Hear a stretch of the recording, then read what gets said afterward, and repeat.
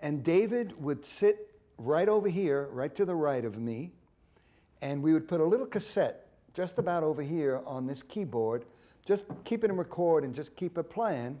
David would sit here, and I'd say, well, what do you see, David? What is, just talk to me. And David would say, okay, Angelo,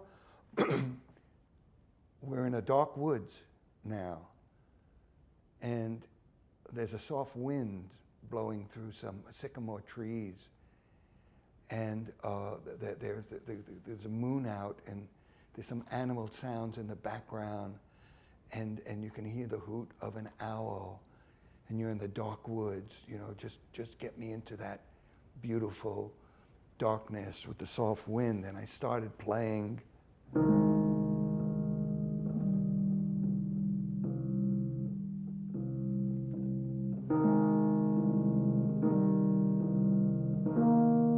And David would say,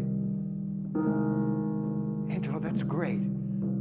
I love that. That's a good mood, but can you play it slower? And I'd say, slower, David? Okay. And I'd go. He says, that's it.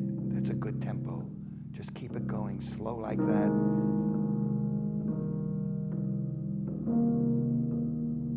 Just keep that going for a while. And in David's mind, you can just see that he was visualizing the description that he envisioned.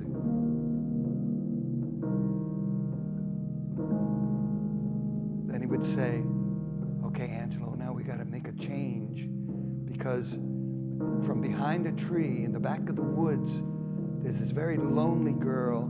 Her name is Laura Palmer, and it's very sad, but get something that matches her. And I just segued into this.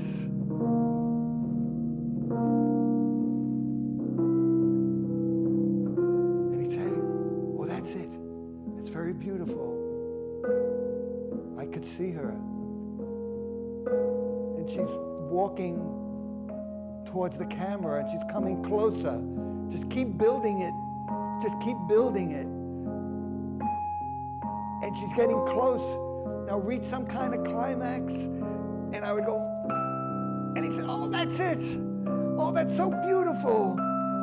Angelo, oh, that's tearing my heart out. I love that. Just keep that going. Now, she's starting to leave.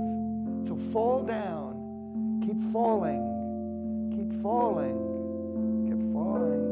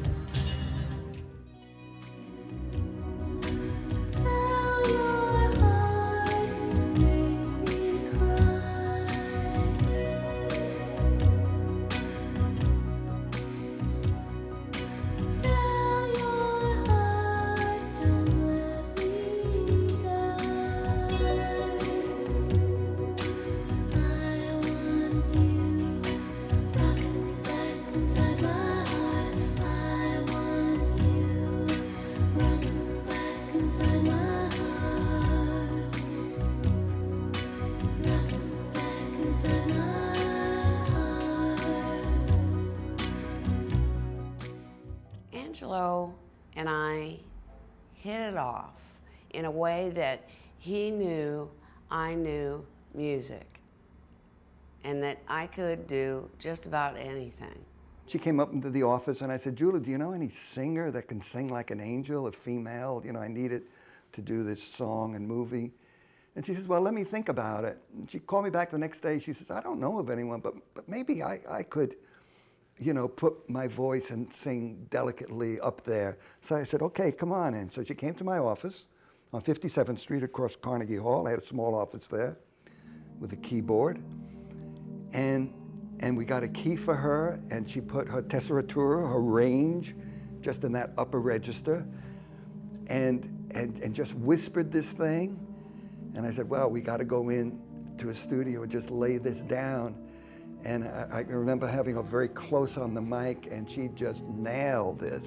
I had a synth track.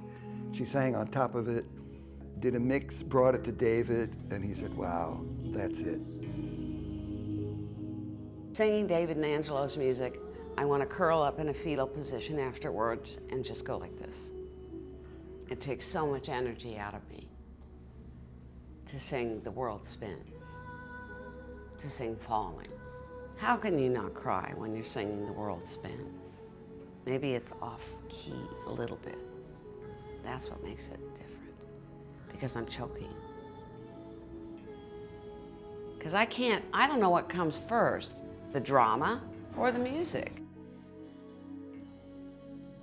She was just unbelievable.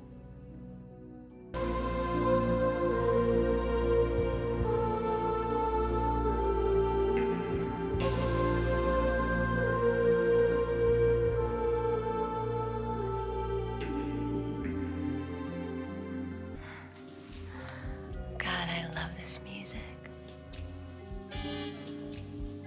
Isn't it too dreamy?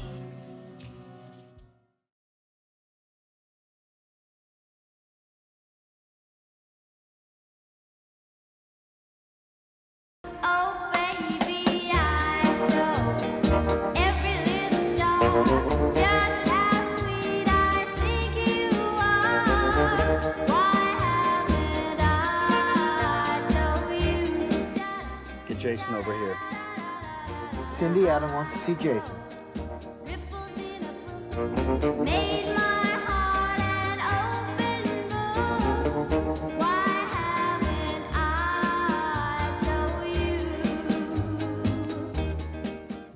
Mulholland Drive, so far is a dark mood. It's very, kind of typical of that kind of world. It's a beautiful darkness, almost, and they say tragically beautiful.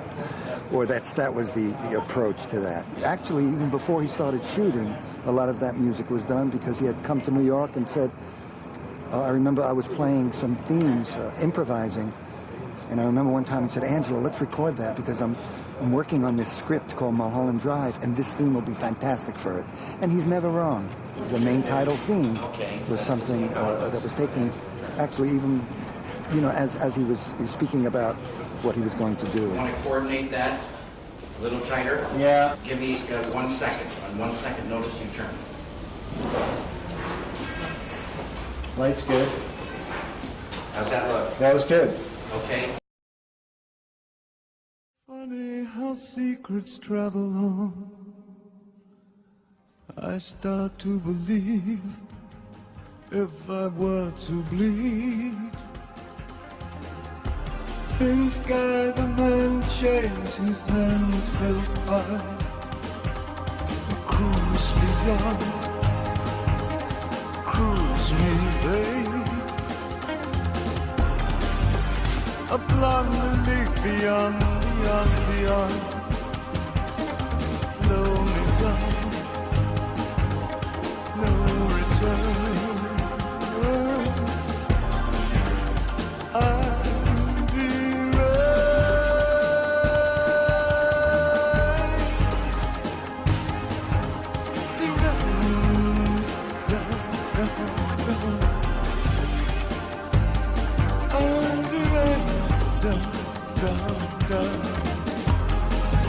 So cruise me, baby, on. I listen to music, and ideas sometimes come to me. All different kinds of music can kick it in. When it happens, a whole character or a whole scene or a whole mood, visual sort of mood comes in with the music, and then that music becomes extremely important. One of the characters, Fred Madison, plays the sax, but it's more the saxophone solo that's the real important thing. It's just got to be insane.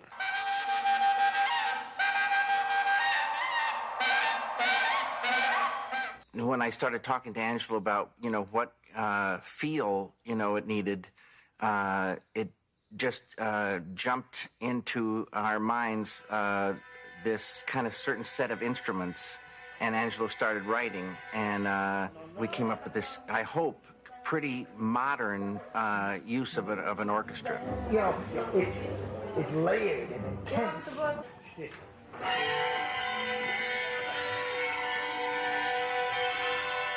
The orchestra we used is called the Film Symphony Orchestra of Prague, and they have this one studio that they've had there for a bunch of years, but they've updated their equipment.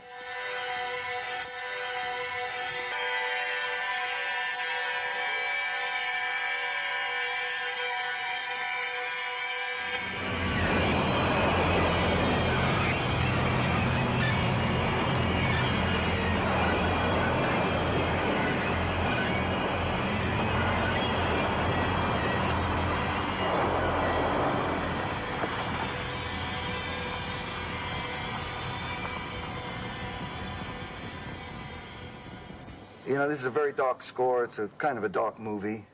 But even in its uneasiness and disturbing nature, there's a beauty. And that's what we're looking for. There's just a mood about this place. We just loved walking from the hotel. And you come onto a very quiet street. And you go into this place with these gigantic doors. They must weigh 1,000 pounds each. Everything was kind of muted tones and sepia colors. And the musicians just had all their little place in life. The bass players each had a little hole on the floor where they would just every day put their basses in.